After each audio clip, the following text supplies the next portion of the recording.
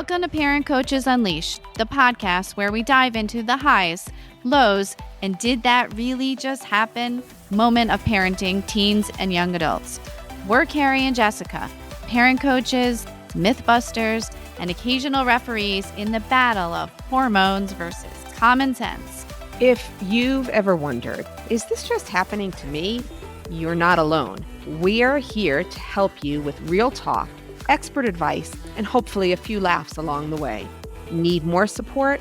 We also offer private coaching, workshops, and speaking engagements because sometimes even parents don't have all the answers. So continue listening as we tackle this parenting journey together.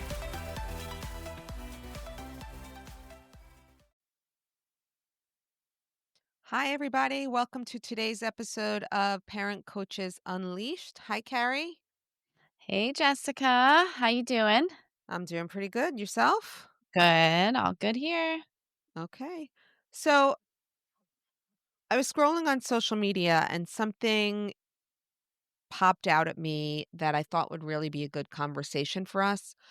I've noticed on some parenting platforms, a lot of parents, usually moms, are expressing um, some concern over what they explain as their children drastically stopping communication or conversation with them.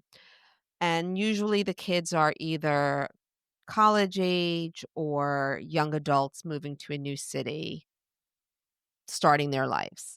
So I feel like you and I have always spoke about our job as parents is to raise independent, successful humans. Um, and we've never really discussed where that leaves us. And should we even have expectations of what our conversations or our communication is with our young adult? What do you think? Well, I think it's normal that we have expectations. Like we Yes. can't help, whether it's your first child leaving the home or your youngest. We've spent so many years of our lives with them and raising them. And I'm just going to speak for the two of us. Like we in so much enjoy our children. Yes. So leaving, we know that it's the next right step. It's what they're supposed to do. Hopefully, in most cases, it's what they want to do and they don't feel like it's what, we're pushing them to do, but Sure. that's what they want for themselves. But yeah, I don't think we're prepared for it. I don't think that we're prepared as moms, and I'll just talk from myself. Like I did work part-time, but I did give up my career for my children and I really poured myself into them. So, and obviously, when my children left home, unfortunately, we had a tragedy on our hands in our community. So they went off not so normal, right? Sure. One Right. after a shooting, one during COVID. But put that aside, like the expectation, like I remember having the conversation with, I believe it was Devin, because I really wanted to get on Snapchat and say like, "Okay, I understand you're not gonna have the same amount of time, but, like, could maybe we just be on Snapchat so I can, like, see every day, like, that proof of life, picture or something?" And how did And he he was, respond to that? "Absolutely not. You are Really? not you are not following me on Snapchat." Now, I know right now I'm aging myself because now there's so many other forms of communication in social media, and obviously, now we text a lot or and on the phone, and my kids love to FaceTime. So, but at that moment, Right. I just think he felt a little like maybe I would spy on him or, he wanted the break. He wanted his independence. So we did talk about like setting up a phone call once a week just to touch base and A what family time would phone that call a or just family no, or he would call home or we would get on the phone and, okay. he just said, can you wait till like I get into a groove? because I don't know what every day is gonna look like. So Fair. then we just kinda left it at, yes, when it's convenient for you, you'll call and touch base with us, but we did communicate, but more so via text at the beginning as he was kind of getting his feet on the ground rather than phone calls, and I have to be honest, I got used to that, so Yeah. when the phone calls came, I it did send off a little panic for me. Okay. I had gotten used to the texting. But with Ryan was same thing. We didn't have that conversation about me following on social media, but he was more open to the regular conversation. But that's just my children. One's a little bit more communicative than the other.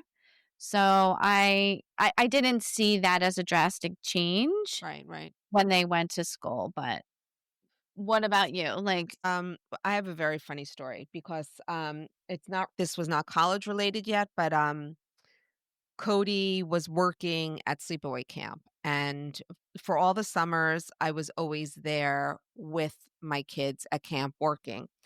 And this one particular summer, our youngest Jackson decided he was going to stay home to focus on football, so only Cody went to camp to work there. And the counselors were very limited in the amount of phone usage they had. And I spoke to him very infrequently during the summer. So one night at dinner, the phone rang and it was Cody, and we were mid conversation. I was like, "Oh my God, stop. It's Cody."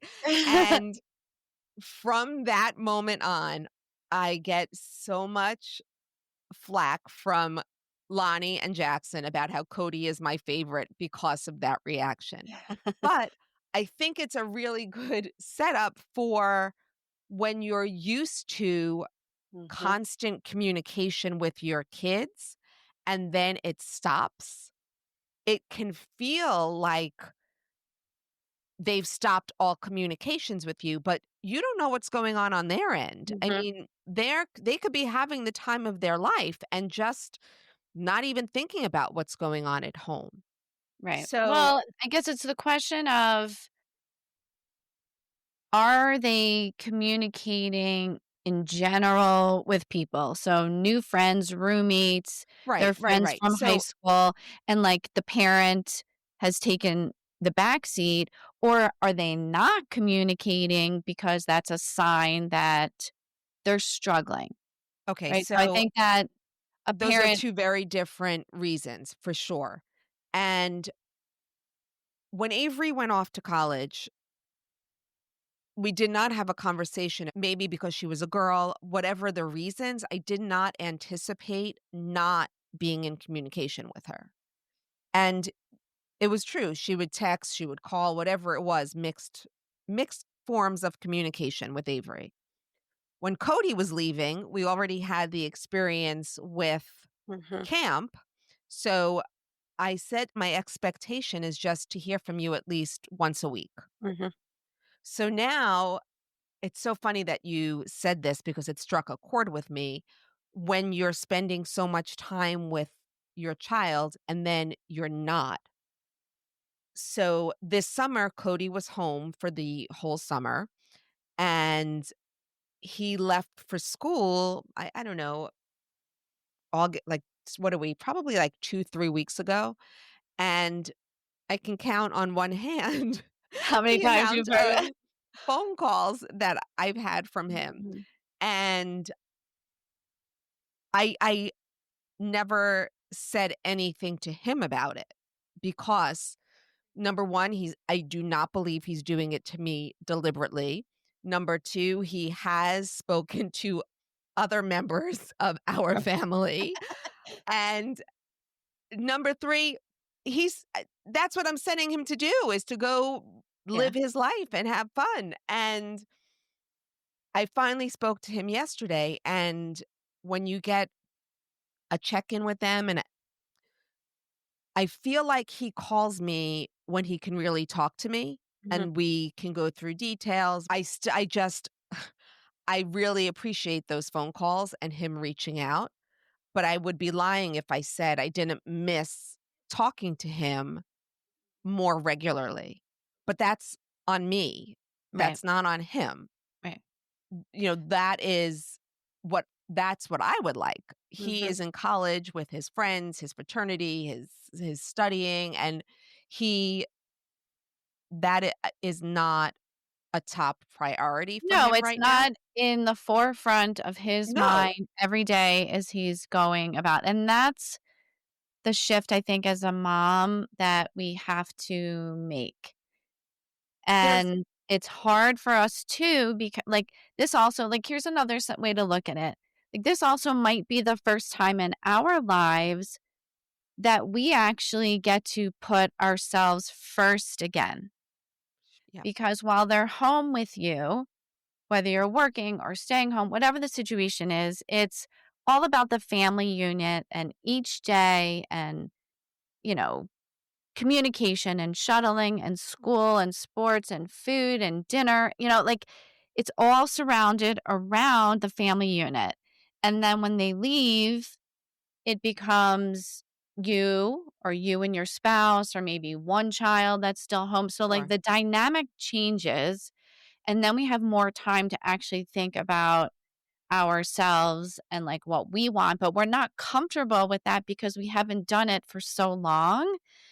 I don't know about you, but, like, I mean, of course, I would treat myself to things, but it's not like I didn't do stuff for myself when my kids were living with me and in high school and younger, but I didn't come first.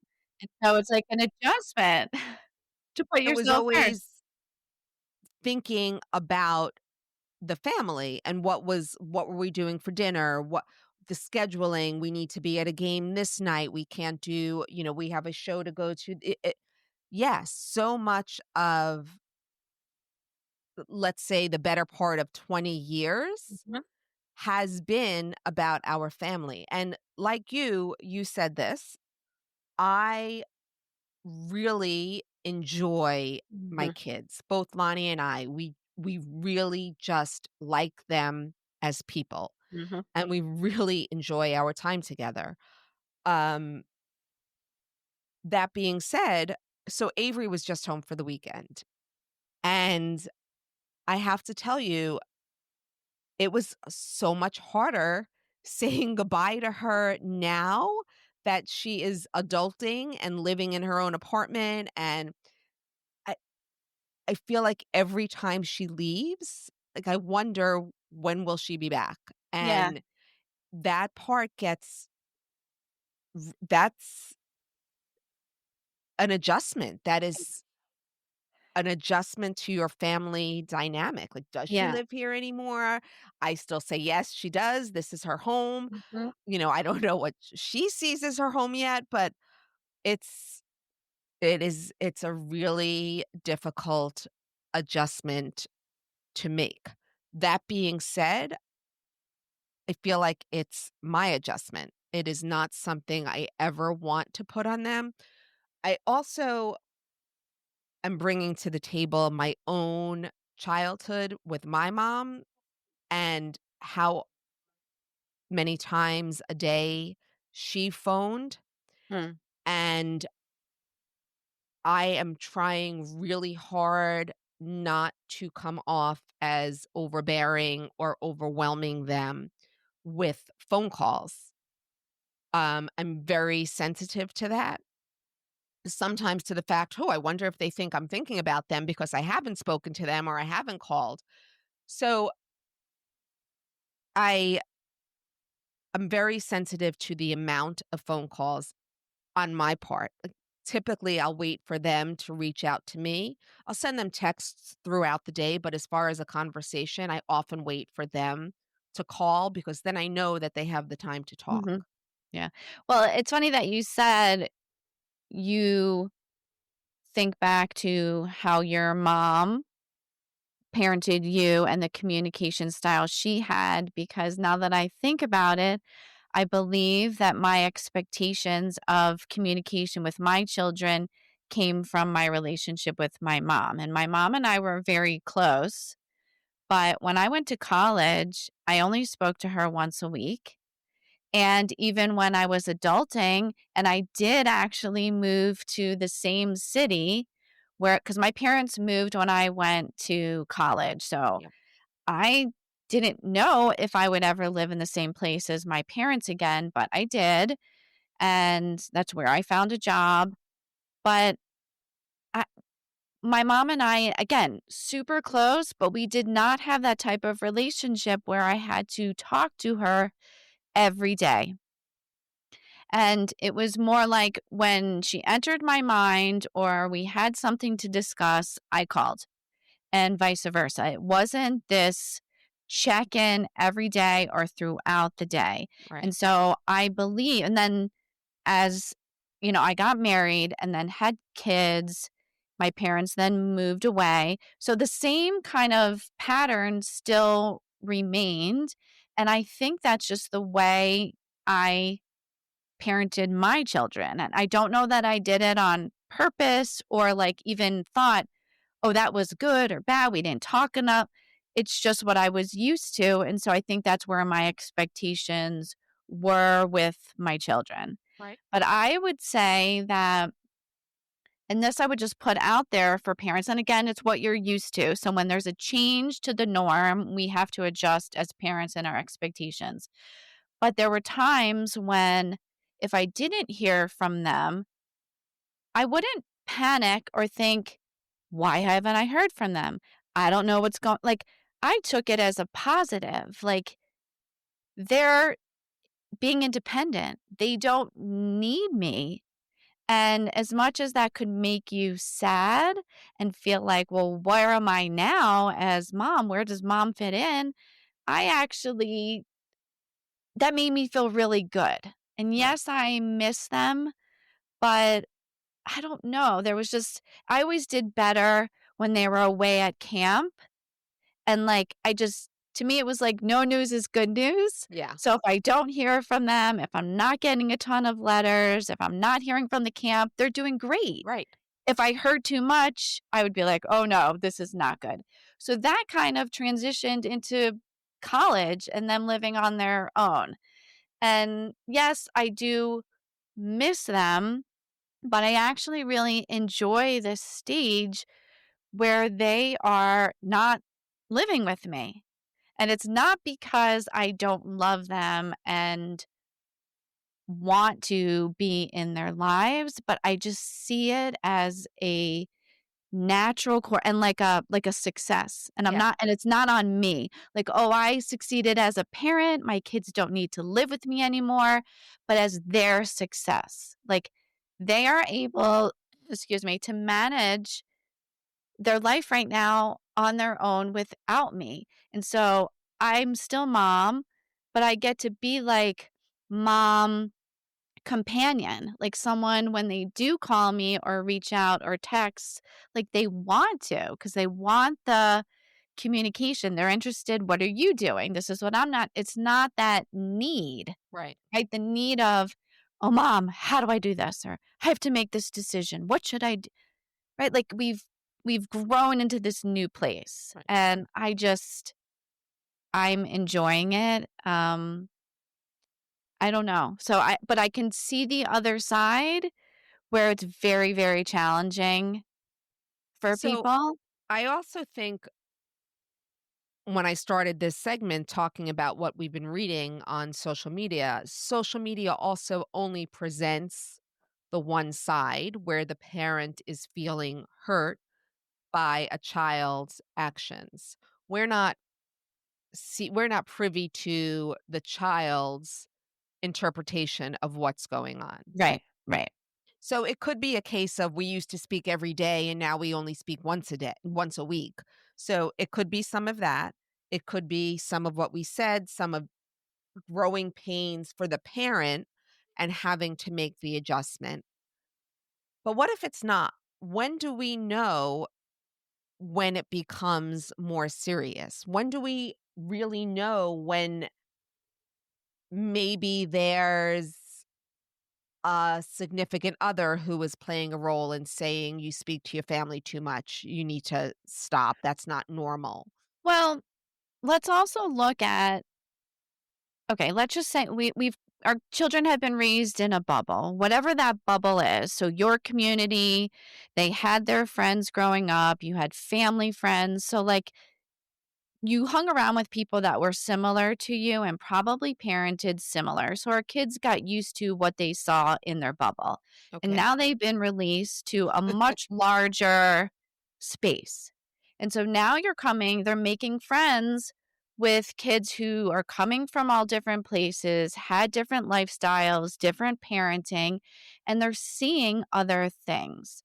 So there could be times when they're like reminded, oh, wow, like, that's not at all what our family was like. I'm really grateful for mine.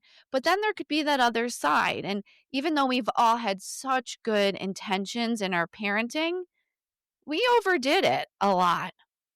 And so when they have that freedom and they're seeing other ways, like maybe they're noticing, like, damn, my mom was just way too involved. Like, Talk about she made helicopter. every decision for me, or Right. I couldn't, or now I'm seeing other people who are doing all this independent stuff on their own, and so, like, maybe they are feeling a certain way, and it's not that they don't love their parents, but maybe they're starting to feel a breath of fresh air that they don't have to answer Right. anymore. No, you raise a really valid point. So Or the flip side of that, um, I remember when Avery went to college and she saw so many different family dynamics, and she called to thank us.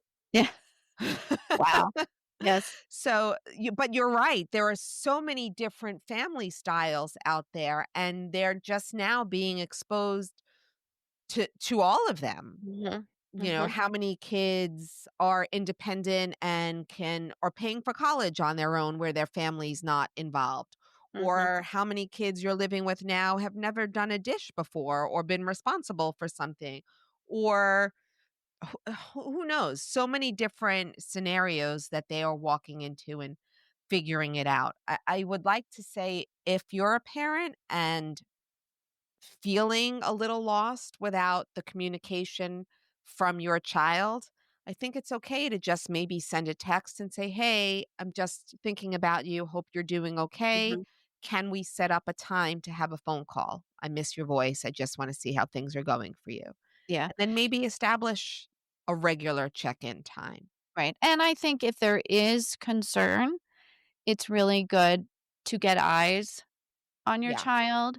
So whether that be through a FaceTime or if they're going to school in the same state, plan a visit and maybe just, but they have to be open and willing. I wouldn't just like show up unannounced, but, we wanna come up for the day, or let's hop on a FaceTime on such and such a day, like, what would work for you? right. But I would say if you're feeling concerned, you want to have eyes on your child because that would give you some indication as to possibly how they're doing. You know how they were when they were in your home, and so I think as moms, we have that gut Yeah, thing in our stomach that tells us intuition.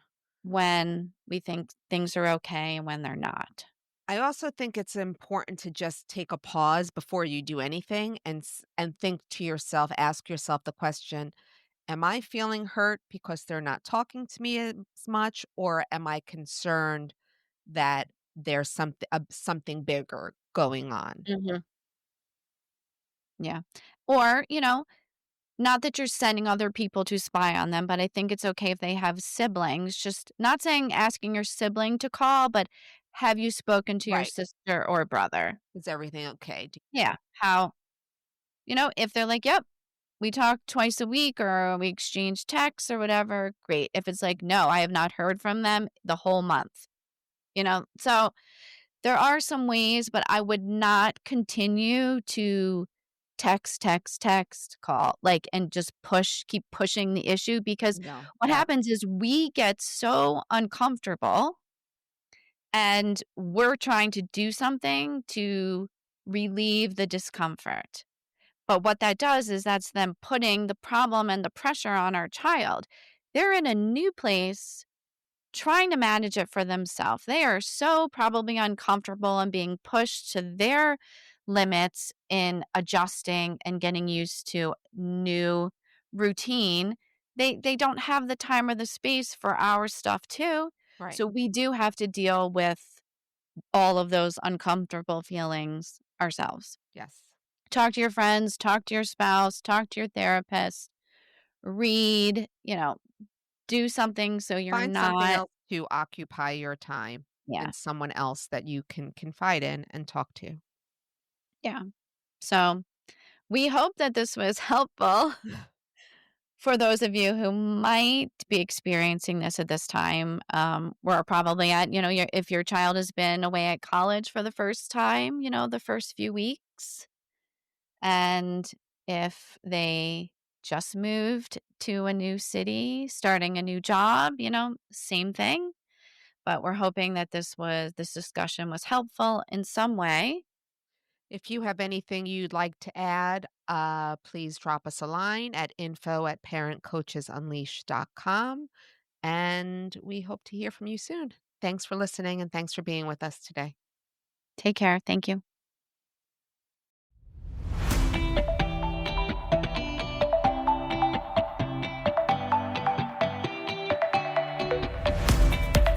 Thank you for listening to this episode of Parent Coaches Unleashed with Carrie and Jessica. Together, we can raise the next generation of independent, capable, and compassionate young adults. We encourage you to send us an email with questions and feedback to info@parentcoachesunleashed.com. Please remember, you are not alone on this parenting journey.